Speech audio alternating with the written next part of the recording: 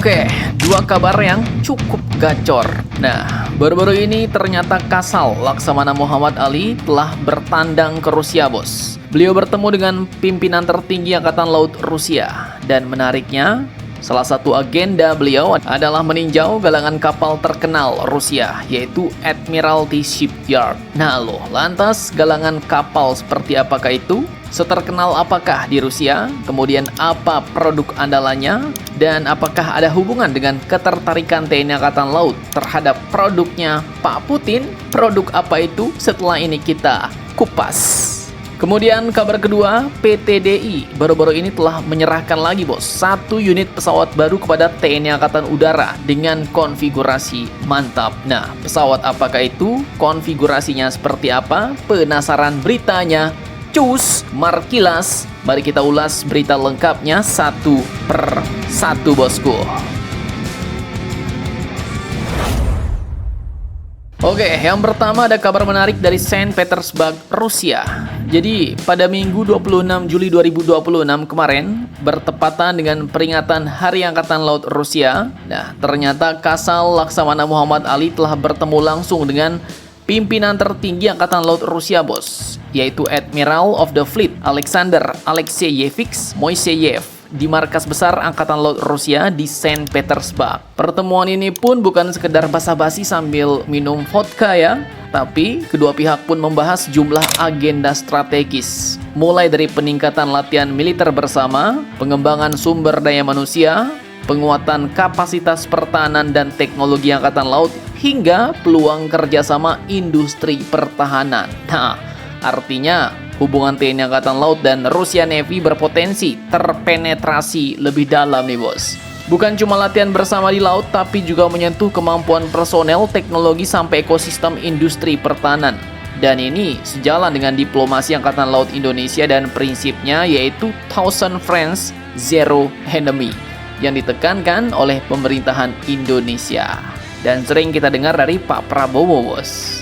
Namun, ada satu detail yang membuat kunjungan ini semakin menarik, bos. Jadi, diketahui bahwa setelah bertemu pimpinan tertinggi Angkatan Laut Rusia, Laksamana Muhammad Ali, kemudian ternyata lanjut meninjau sebuah galangan kapal legendaris di Saint Petersburg, Rusia, namanya Admiralty Shipyard. Nah, pertanyaannya sekarang, kenapa Kasal Indonesia sampai datang langsung ke galangan kapal ini? Kemudian kapal seperti apa yang mereka buat di sana?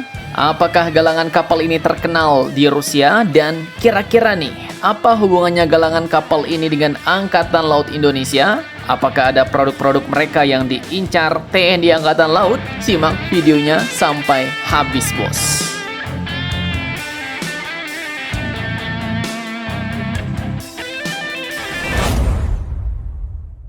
Oke, jadi ini admin rangkum dari situs resmi Admiralty Shipyard-nya sendiri, bos. Ini dia websitenya. Kalian bisa buka sendiri nih.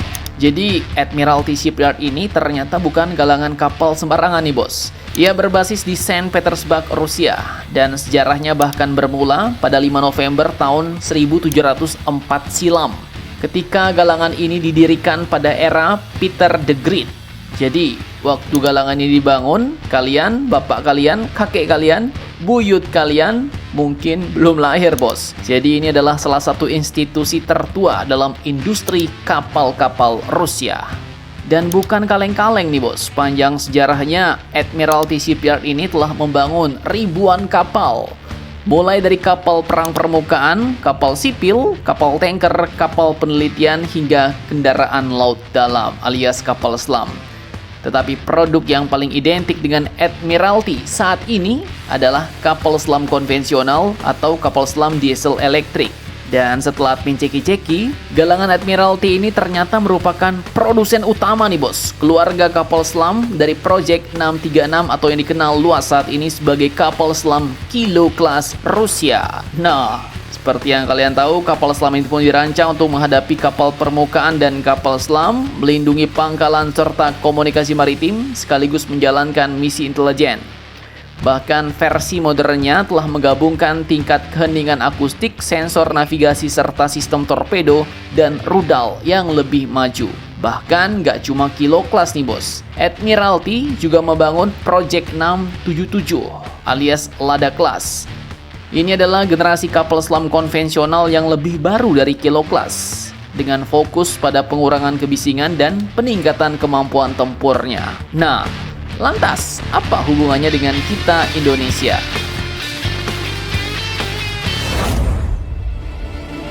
Jadi, pada bulan Maret 2026 kemarin, memang pernah muncul pemberitaan mengenai ketertarikan negara kita Indonesia terhadap kapal selam Rusia dari keluarga Project 636 Varsavyanka. Dan dalam konteks itu, kapal selam Rusia pada waktu itu Petropavlovsk-Kamchatsky juga pernah datang ke Indonesia dan menjadi objek kunjungan serta peninjauan. Namun perlu kita catat bahwa kunjungan kasal kegalangan kapal Admiralty baru-baru ini belum berarti Indonesia akan membeli Kilo atau Lada Class, bos. Karena belum ada pengumuman resmi. Namun menariknya kunjungan ini dilakukan ketika negara kita juga sedang gencar-gencarnya memperkuat armada bawah laut Indonesia, bos. Jadi Angkatan Laut kita saat ini memang kayaknya sedang meninjau kapal-kapal selam mana nih yang cocok untuk diakuisisi. Selain tambahan 2 unit Scorpion lagi, kan gosip-gosipnya kemarin ada U212 NFS. Kemudian juga dulu pernah ada opsi kapal selam Cina, ya kan? Nah, kini opsi kapal selam Rusia. Jadi apakah ini sekedar kunjungan industri lihat-lihat doang, atau memang sedang membuka pintu masuk bagi opsi baru kapal selam Indonesia? Akankah ini jadi surprise lagi bagi kita? Mari kita nantikan saja episode selanjutnya, bosku.